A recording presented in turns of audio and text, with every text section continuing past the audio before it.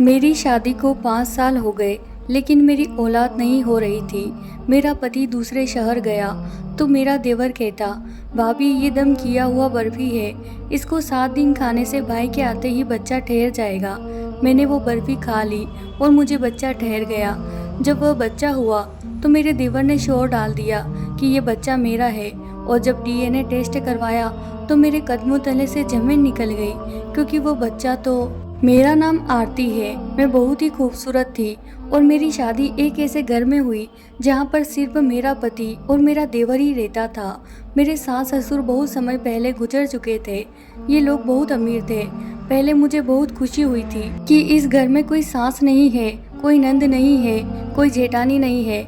लेकिन आहिस्ता आहिस्ता पता चला कि यहाँ पर रहना बहुत ही मुश्किल था, क्योंकि ये घर पर सिर्फ मर्दों का घर था। मैं अपनी कोई भी बात किसी से नहीं कर सकती थी। मेरा पति भी काफ़ी संजीदा मिजाज किस्म का था। मेरे माँ बाप भी मेरी शादी करके इस मुल्क से चले गए, क्योंकि वो मेरी शादी करवाने के लिए ही आए थे। हम पहले मुंबई में रहते थे। मेरे माँ बाप मुझे दिल्ली में बिहाना चाहते थे ताकि मैं अपने मिट्टी से करीब रहूं। मैं बहुत कमज़ोर हो गई थी, लेकिन मैं बहुत परेशान रहती थी। इसी परेशानी की वजह से मेरे यहाँ अभी तक औलाद नहीं हुई थी। डॉक्टर कहते थे, आपको खून की कमी है, आप उदास रहती हैं, अपना माहौल बदले, रहन सहन बदले, कहीं बाहर आए जाए, वो काम करे जिससे आपको खुशी मिले। लेकिन मेरा पति ऐसा काम करता था कि वो एक दिन की छुट्टी भी नहीं कर सकता था। इस घर में मेरा देवर ही था जो मेरे साथ कोई बात कर लेता था। वो मेरी ही उम्र का था, देखने में बहुत हसीन था। मेरे पति के मुकाबले में एक अच्छा इंसान भी था, हंसी मजाक भी करता था, लेकिन उसकी अपनी दुनिया थी जिसमें वो मेरे लिए वक्त नहीं निकाल सकता था। वो यूनिवर्सिटी चला जाता था, अपने दोस्तों को वक्त देता था या फिर अपने फ़ोन में मसरूफ़ रहता। मैं सोचती थी कि कब वो खाली होकर आएगा और मेरे साथ बातें करेगा तो मेरा कुछ वक्त अच्छा गुजर जाएगा। वो बातें बहुत अच्छी करता था। उसका नाम आशुतोष था। कभी कभी हम देवर भाभी कोई प्लान कर लेते थे। वो कोई खाने की चीज़ ले आता, कोई पिज़्ज़ा वगैरह, तो हम मिलकर पिज़्ज़ा खाते, इधर उधर की बातें करते, तो वक्त अच्छा गुजर जाता। ये बात मेरे पति को भी पता थी। मेरा पति कहता था, उससे थोड़ा दूर रहा करो। मैंने कहा कि वो कोई गैर तो नहीं है, इसी घर में रहता है। तो कहने लगा कि ठीक है, लेकिन ज़्यादा बातें मत किया करो। मैं अपने पति से कह देती कि मैं उससे कोई बात नहीं करती, लेकिन असल में हम आपस में भी बात किया करते थे और हमारी ज़िंदगी इसी तरह चल रही थी। मेरी शादी को काफ़ी वक्त गुजर गया, या वक्त का पता ही नहीं चला। 5 साल हो गए, लेकिन मेरे घर में अभी तक औलाद नहीं थी। लेकिन डॉक्टर ने कहा था कि आपके साथ इतना मसला नहीं है, आपके यहाँ औलाद हो सकती है। डॉक्टर ने मुझे कहा कि आज ही अपने पति से बात करें कि वो आपका माहौल बदले, आपको किसी सुकून जगह पर ले जाए। लेकिन जब मैंने यह बात अपने पति से की तो मेरे पति ने मुझे एक नई खबर सुना दी।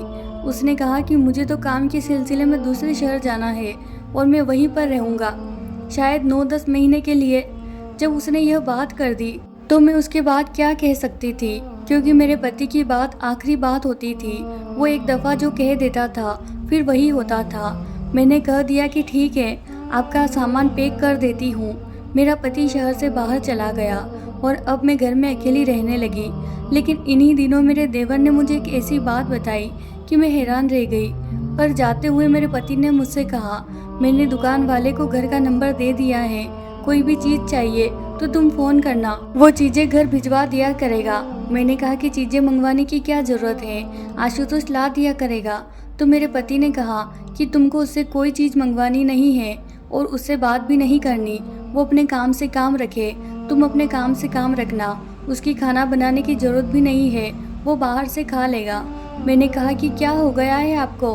कहने लगी कि मैं तुम्हारा पति हूँ, तुमको मेरी बात माननी है, मैं जो कह रहा हूँ वही करनी है। मैंने कहा कोई बात हुई है?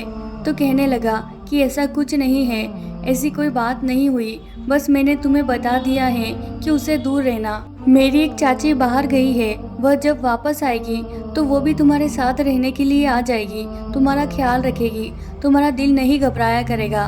अजीब बात थी कि मेरा पति जाने से पहले मेरे देवर से मिलकर भी नहीं गया था। शायद भाइयों के बीच कोई नाराज़गी थी, लेकिन ऐसा तो कभी भी नहीं हुआ था, क्योंकि मेरा देवर छोटा था और मेरे पति ने हमेशा उसका एहसास किया था। मुझे लगा कि कोई छोटी सी बात होगी, आपस में दोनों भाई हल कर लेंगे। लेकिन मैं अपने पति की ये बात बिल्कुल भी नहीं मानने वाली थी कि मैं अपने देवर से बात नहीं करती। मुझे उससे बात भी नहीं करनी थी। हमें मिलकर गेम्स भी खेलनी थी और हम लोगों को साथ मिलकर रहना भी था। जब मेरा पति चला गया तो मेरा देवर एक दिन मेरे पास एक बर्फी लेकर आया। कहने लगा, आप इसे खाएंगे तो भाई के वापस आते ही घर पर ठहर जाएगा। वैसे तो मैं अपने देवर से इस तरह की बात नहीं करती थी, लेकिन मेरा ये देवर कुछ अलग किस्म का था। हम एक दूसरे से दोस्तों की तरह बात कर लेते थे। उसने कहा कि बहुत वक्त हो गया है, भाई को एहसास नहीं है, आपका इलाज करवाते नहीं हैं, आपको कहीं दम करवाने भी लेकर नहीं जाते। लेकिन मैं इस घर में एक बच्चे को देखना चाहता हूँ ताकि आपके चेहरे की उदासी खत्म हो जाए, इसीलिए मैं ये दम करवा के लाया हूँ। 7 दिन तक आपको ये खाना होगा, उसके बाद भाई आएगा तो खुशखबरी भी मिल जाएगी। अपने देवर का मैंने शुक्रिया अदा किया और उसे यह भी कहा कि तुम वाकई बहुत अच्छे इंसान हो जिसने इतना सोचा। भगवान तुम्हें एक प्यारे से बच्चे का चाचा बनाए। मैंने वो बर्फी खा ली और 7 दिन तक रोज वो बर्फी सोचकर खा लेती कि सब कुछ ठीक हो जाएगा। मेरा देवर भी रोज मुझे कहानियाँ सुनाता था कि ये बर्फी तो फलाने भी खाया था, जहाँ से मैं लेकर आया उसकी बड़ी हवा उड़ी है। वो लोग उनके पास जाते हैं और अपना मसला हल करवाते हैं, आपका मसला भी हल हो जाएगा। मैंने दुआ भी करवाई, लेकिन मेरे देवर ने मुझे यह भी कहा कि आपको यह बात अपने पति को बिल्कुल भी नहीं पता लगने देनी है, क्योंकि वो ऐसी बातों पर यकीन नहीं रखते और अगर उन्होंने यह जान लिया कि ये बर्फी आपको मैंने दिया है तो फिर तो वो मेरी जान ले लेंगे। मैंने कहा, कोई लड़ाई चल रही है? तो कहने लगा, नहीं कोई लड़ाई नहीं है, जहाँ गए हैं वहाँ मुझे भेजना चाहते थे लेकिन मैं जाना नहीं चाहता था तो मुझसे नाराज़ हो गए हैं। मैंने उससे कहा कि इतनी छोटी सी बात है, वो तो ऐसे नाराज़ हो रहे थे जैसे तुम्हारे साथ जीना मरना ही खत्म हो गया है। कहने लगा, हाँ बस ऐसे ही है, फौरन गुस्सा कर लेते हैं। लेकिन उन दिनों मैंने अपने देवर में एक और बात नोट की थी जो वो पहले कभी नहीं करता था, वो ये कि अब वो रात को देर से घर आया करता था। मैं भी अकेली थी, इसीलिए मैंने उससे कहा कि जल्दी आ जाया करो, मेरा दिल घबराता है। उसने कहा, भाभी जल्दी आने की कोशिश करता हूँ, लेकिन काम ही ऐसा है, जो आपके लिए बर्फ़ी लाता हूँ सारी रात उस पर अमल होता है और वो अमल करवाने के लिए मुझे वहीं बैठना पड़ता है। 7 दिन तक मैंने वो बर्फ़ी खाया और अपने पति को बहाने से बुला लिया। उसे कहा कि तुम आ जाओ, मुझे तुमसे ज़रूरी काम है, मेरा दिल भी नहीं लगता, मैं अकेली हूँ। पति ने कहा, ठीक है, फिर मैं तुम्हें अपने साथ ही ले जाऊँगा क्योंकि यहाँ पर मेरा काम बहुत ज़्यादा है। मैंने कहा कि हाँ आ जाए, मुझे आपकी ज़रूरत है। लेकिन जब पति आया तो मैं ये देखकर हैरान रह गई कि उसने मेरे देवर को देखकर उससे बात तक नहीं की, उसके पास से ऐसे गुजर गया जैसे वो बेटा ही नहीं था। मेरा देवर भी हैरान था क्योंकि इससे पहले वो कह रहा था कि जब आएंगे तो मुझे ज़रूर माफ़ कर देंगे और सब कुछ ठीक हो जाएगा, पर मेरे पति ने ऐसा नहीं किया। मेरा पति मुझे अपने साथ दूसरे शहर ले गया और मैं वहीं पर रहने लगी। अभी मुझे यहाँ रहते हुए 1 महीना हुआ था कि पता चला कि मैं पेट से हूँ। ये खबर मेरे लिए ऐसी थी जैसे मरते हुए इंसान को ज़िंदगी मिल जाए। शादी के 5 साल बाद इस तरह की खबर मिलना कोई छोटी बात नहीं थी। मैं बहुत ज़्यादा खुश हो गई। मैंने अपने पति को बर्फी वाली बात तो ना बताई, लेकिन अपने देवर को यह बात ज़रूर बताना चाहती थी। मैंने कहा कि जब तक बच्चा पैदा नहीं होता हम उसी शहर में रहेंगे। मेरा पति भी बहुत ज़्यादा खुश था। जब अपने देवर को कॉल की, नंबर मिलाया तो उसका नंबर बंद जा रहा था। मैंने घर के नंबर पर कॉल की तो नौकर ने नंबर उठाया और कहा कि छोटे साहब घर पे नहीं है और उनका फ़ोन गुम हो गया है। मैं अपने देवर को ये बात बता ना सकी, लेकिन मैंने उसके लिए मैसेज ज़रूर छोड़ दिया कि वो कभी न कभी देख लेगा। मेरे पति ने कहा कि किसको मैसेज कर रही हो? तो मैंने कहा, आने वाले बच्चे के चाचा को। वो कहने लगा कि कोई ज़रूरत नहीं है चाचा को कहने की, उसका हमसे कोई भी रिश्ता नहीं है। मैंने कहा, क्या मतलब कोई रिश्ता नहीं है, ऐसा क्यों कह रहे हैं आप? मेरे पति ने कहा कि उसने कारोबार में बहुत नुकसान किया है, इसीलिए मैंने उससे सारे रिश्ते ख़त्म कर दिए हैं, उसे उसका हिस्सा दे दिया है और अब वह अपने हिस्से पर ही जिंदा रहेगा। हम उसके साथ कोई रिश्ता नहीं रखेंगे। मैंने कहा कि आपकी माँ ने मरने से पहले उसकी जिम्मेदारी आपको दी थी और आप उसे उसके हाल पर छोड़ दिए। तो मेरे पति ने कहा कि वह धोखेबाज है, चोर है और मैं ऐसे शख्स के साथ कोई रिश्ता नहीं रखना चाहता। मैंने अपने पति को इतना ज़रूर कहा कि वह गलत कर रहे हैं, लेकिन मेरे पति ने कहा कि मेरे मामले में तुम्हें बोलने की कोई ज़रूरत नहीं है। तुम बीवी हो, तुम्हारा काम घर चलाना है और भगवान ने तुम्हें औलाद दे दी है। अपना दिल अब औलाद में लगाओ। घर और भाई के मामलात में खुद देख लूँगा। ये मेरा भाई था, तुम्हारा भाई नहीं। अगर तुम्हारा भाई होता तो फिर तुम बोल सकती थी। मैंने कहा कि मेरे लिए वो भाइयों की तरह ही था। मैं अपने पति को क्या बताती कि हमें मिलने वाली ज़िंदगी की सबसे बड़ी खुशी उसी की वजह से हमें मिल रही थी, लेकिन मेरे देवर ने मुझे ये सब बताने से मना किया था, इसीलिए मैं चुप रही। सच कहूँ तो उसके बाद मुझे वक्त ही ना मिला कि मैं अपने देवर को कॉल करूँ या उससे कोई बात करूँ। एक तो मेरा पति इस बात से मना करता था और दूसरी बात ये थी कि मैं अपने आने वाले बच्चे की शॉपिंग और खुशियों में इतनी मसरूफ़ हो गई कि किसी के बारे में सोचा ही नहीं। फिर भगवान ने मुझे एक प्यारा सा बेटा दिया जिसको पाकर मैं बहुत ज़्यादा खुश थी। एक दिन सजदे करती बेटा 2 महीने का था तो अपने पति से कहा कि हम वापस घर जाएंगे, क्योंकि मैं आपके साथ और इस बच्चे के साथ इस फ्लैट में नहीं रह सकती। हमें घर में रहने की ज़रूरत है। मेरे पति ने कहा कि वो घर अभी मेरा ही है, बिल्कुल हम वहाँ पर जाएंगे और अगर मेरा भाई वहाँ पर आया तो मैं उसको इतने पैसे दे दूँगा जितना कि उसका उस घर में हिस्सा है। मैंने कहा जो भी करे, पर मुझे घर जाना है। दरअसल मैं अपने बच्चे को घर ले जाना चाहती थी कि मैं अपने देवर से मिलवा सकूं और उसे यह बता सकूं कि वो प्यारे से बच्चे का चाचा बन गया है। हमें बताया गया था कि घर बंद है और मेरा देवर नहीं रहता, लेकिन जब मैं घर में दाखिल हुई तो महसूस हो रहा था कि यहाँ पर कोई रह रहा है, जैसे इस घर में कोई औरत रही थी। और वो इसीलिए कि मुझे पता चल गया है कि घर में हर चीज़ किसी औरत के इस्तेमाल में थी, ऐसा लग रहा था। लेकिन वो औरत कौन हो सकती थी, इसीलिए मैंने इस बात पर ध्यान नहीं दिया। मेरा देवर वहाँ पर आ गया। मैंने बच्चा उसकी तरफ बढ़ाया और कहा कि देखो ये तुम्हारा भतीजा है। मेरा पति भी वहीं बैठा था, लेकिन मैं फिर भी अपने जज्बात पर काबू नहीं पा सकी। तो मेरे देवर ने कहा ये मेरा भतीजा नहीं है। उसकी ये बात सुनकर मैं हैरान रह गई। मेरा पति भी बोल पड़ा, बच्चे को प्यार नहीं करोगे? तुम्हारे अंदर इतनी घमंड भरी है, तुम निकल जाओ इस घर से। मेरे पति ने कहा कि दफ़ा हो जाओ यहाँ से। तो मेरा देवर बोला कि मैंने कहा ये मेरा भतीजा नहीं है, क्योंकि यह मेरा बेटा है। ये बात सुनकर मेरे कदमों तले से ज़मीन निकल गई और मेरे पति की भी। उन्होंने कहा कि किस किस्म की फिजूल बातें कर रहे हो, अपने भाभी पर किस किस्म का घटिया इल्ज़ाम लगा रहे हो। उसने कहा मैं किसी पर इल्ज़ाम नहीं लगा रहा हूँ, लेकिन यह बेटा मेरा है और इस बात को मैं साबित भी कर सकता हूँ। ये बात सुनकर मेरे कदमों तले से ज़मीन निकल गई। मैंने उसको कहा ये क्या बात कर रहे हो, इशारा भी किया कि क्या हो गया है तुम्हें, क्या चाहते हो? तुम्हारी वजह से इस दुनिया में आया है और अब तुम इसकी ज़िंदगी बर्बाद करना चाहते हो। मेरे पति ने कहा कि क्या बात कर रहे हो तुम, क्या हुआ था? मैं जब यहाँ पर नहीं था तो क्या कुछ हुआ था? मैंने अपने पति को सब कुछ बता दिया कि ऐसा कुछ नहीं हुआ था, बस मैंने 7 दिन तक इसका लाया हुआ बर्फी खाया था, उसके बाद ही हमारा बच्चा इस दुनिया में आया था। मेरे पति ने मेरे देवर का गर्दन पकड़ लिया और कहा कि क्या किया है तूने, क्या मिलाया था तुमने इस बर्फी में? कहीं तूने इसमें बेहोशी की दवा तो नहीं मिलाई थी? कहीं तूने कोई नापाक काम तो नहीं किया था मेरी गैर मौजूदगी में? मेरा पति तो अजीब अजीब बातें कर रहा था, लेकिन मैं यह सुनकर मरी जा रही थी कि जिसको मैंने अपना भाई जैसा समझा, अगर उसने मेरे साथ इस तरह की कोई हरकत की थी तो फिर मेरी ज़िंदगी बर्बाद हो गई थी। मेरा दिल जलने लगा।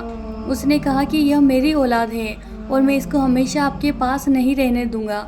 उसने कहा कि आप टेस्ट करवा ले। हमें पूरा यकीन था कि वो बच्चा हमारा ही है, इसका तो सवाल ही पैदा नहीं होता था, और डीएनए टेस्ट भी हो जाता तो अंजाम क्या निकलना था। मेरे पति ने कहा डीएनए टेस्ट करवाएंगे। हम सारे हॉस्पिटल पहुंच गए और फ़ौरन टेस्ट करवाया, लेकिन रिपोर्ट मिलने में 2 दिन थे। ये 2 दिन मैंने कैसे गुजारे थे मैं ही जानती थी। मेरा पति मुझे अजीब सी नज़रों से देखता था, बार बार मुझसे एक ही बात पूछता था कि मैं जब घर में नहीं था तो क्या हुआ था, तुम कौन से कमरे में सोती थी, तुम किस टाइम जागती थी, रात की टाइम तुम्हें ऐसा तो नहीं लगता था कि तुम बेहोश हो गई हो और तुम्हें कोई होश नहीं है? क्या तुम सोते हुए कमरे के अंदर से कुंडी लगाती थी? मुझे मेरे पति के सवालों ने परेशान कर दिया था। मैंने उससे कहा कि मैंने इस तरह की कोई हरकत नहीं की, आपको मेरा यकीन करना पड़ेगा। लेकिन रिपोर्ट हाथ में आ गई। जब रिपोर्ट का लिफाफा खोलकर देखा गया और रिजल्ट देखा तो मेरे पति के हाथ से रिपोर्ट गिर गई, क्योंकि रिपोर्ट के मुताबिक ये बच्चा मेरे देवर का था, मेरे पति का नहीं था। मैं घुटनों के बल जमीन पर बैठ गई और बुरी तरह रोने लगी। मेरे पति ने मुझसे नजरें फेर ली, लेकिन मेरे देवर ने मेरे सर पर हाथ रखा और कहा कि भाभी, मैंने आपके साथ कुछ गलत नहीं किया। मैं आपको बताता हूँ, मुझे डॉक्टर ने कहा कि आपके साथ इतना मसला नहीं है, इलाज हो सकता है, लेकिन आपके पति ने कभी भी आपका इलाज नहीं करवाया था, इसीलिए मैं आपकी ज़िंदगी में खुशियाँ भरने के लिए आपका इलाज करवाना चाहता था। लेकिन मैं एक लड़की के साथ मोहब्बत करता था और उससे शादी कर चुका था, इसीलिए मैंने पैसे चुराए थे, क्योंकि वह बहुत बीमार रहती थी, लेकिन वो फिर भी हमारा बच्चा पैदा करना चाहती थी। भाई ने मेरे साथ झगड़ा किया, मुझे इसकी वजह से सब कुछ मेरे से छीन लिया। वो लड़की भी इस दुनिया में नहीं रही, लेकिन उसका बच्चा इस दुनिया में आ गया और वह उसी दिन मुझे पता चला कि आपके यहाँ मुर्दा बच्चे की पैदाइश हुई है। आपका बच्चा इस दुनिया में आने से पहले ही जा चुका था। बर्फी वाली बात सिर्फ एक बहाना थी, उसमें आपको दवाई मिलाकर देता था। वो दवाई बहुत ही खास थी और बहुत दूर से लाई गई थी, और मुझे यकीन है कि उसका असर जरूर होगा, और उसका असर हुआ, क्योंकि आपने अपना दिमाग बना लिया था। बस आपको किस्मत कहे या जो भी हो, आप प्रेग्नेंट तो हो गई, लेकिन आपका बच्चा बहुत कमज़ोर था, दुनिया में आते ही मर गया। इस बच्चे की जगह मैंने अपना बच्चा रख दिया, क्योंकि मैं आपके साथ भलाई करना चाहता था, और यह भलाई मैं सिर्फ आपके लिए कर रहा था, आपके पति के लिए नहीं। लेकिन फिर मुझे पता चला कि आपके पति ने मेरे साथ कोई भला नहीं किया और मुझे जायदाद से मुकम्मल तौर पर बाहर कर दिया। इसीलिए बदला लेने की खातिर मैं आपसे अपना बच्चा वापस छीनने के लिए आ गया। मैं इसके बगैर नहीं रह सकता, क्योंकि मेरे पास तो अब यही रह गया है। आपके पति ने सब कुछ अपने नाम कर लिया है। मेरे देवर की आंखों में आंसू थे, वो बहुत रो रहा था। मैंने उससे कहा कि मैं भी इसके बिना नहीं रह सकती। मैं अपने देवर के पैरों पर बैठ गई और उसे कहा कि तुमने हमेशा मेरी मदद की है, ये बच्चा मुझे दे दो। मैंने इसी को अपना बच्चा समझा है, मैं 3 महीने से इसी को पाल रही हूँ। तुमने मेरे साथ बहुत भला किया। अगर मुझे पता चल जाता कि ये मेरा बच्चा दुनिया से चला गया, मेरी गोद खाली रह जाती, तो कसम से मैं उसी वक्त मर जाती। उसके मरने का दुख मुझे अब भी है, लेकिन यह मेरे हाथ में है, तो मैं ज़िंदगी को जीने के बारे में सोच रही हूँ। मैंने अपने पति से कहा कि आपने क्यों ऐसा किया, इसे माफ़ कर दे। इसने जो किया मोहब्बत के लिए किया। आप तो हमेशा अपने काम में मसरूफ़ रहे, ना कभी मेरी तरफ देखा, ना मेरा इलाज करवाया। आपका भाई फिर भी मेरे साथ भलाई करता रहा, जबकि ये मेरे साथ बुराई भी कर सकता था। मेरे साथ वो सब कुछ कर सकता था जो आप इससे उम्मीद कर रहे थे, लेकिन इसने फिर भी मेरी इज्जत का मान रखा, मेरी खातिर ये सब किया, अपनी औलाद तक मुझे दे दी। अब आप इसको माफ़ कर दे। मेरे पति ने कहा कि जब तुम अपनी औलाद हमें दे सकते हो, तो मैं तुम्हें हक क्यों नहीं दे सकता। जो तुम चाहते हो मैं तुम्हें दे दूंगा, लेकिन मेरी एक शर्त है। मेरे चेहरे से और मेरे देवर के चेहरे से रंग उड़ गए। मेरे पति ने फिर एक ऐसी बात की कि हम तो हैरान रह गए। उसने कहा कि शर्त यह है कि सारी ज़िंदगी तुम्हें हमारे साथ रहना होगा, ताकि तुम अपने बच्चे के साथ भी रह सको और मैं अपने छोटे भाई के साथ। हमारी आंखों में आंसू आ गए, हम लोग रोने लगे। उसने अपने बेटे को प्यार किया और उसे मेरी तरफ बढ़ाते हुए कहा कि ये आपका बेटा है, आप इसकी माँ हैं और आप ही कहलाएगी, और मैं इसका चाचा। इसको ये बात कभी नहीं पता चलनी चाहिए कि मैं इसका बाप हूँ और इसकी माँ इस दुनिया में नहीं है। मैंने उसका शुक्रिया अदा किया और उस बच्चे को गले से लगा लिया कि वो मेरा ही बच्चा था। इस बात को 4 साल हो गए हैं। मेरा बेटा 4 साल का है, बहुत खुश है, मेरे पति को ही पापा कहता है और मेरे देवर का चाचा।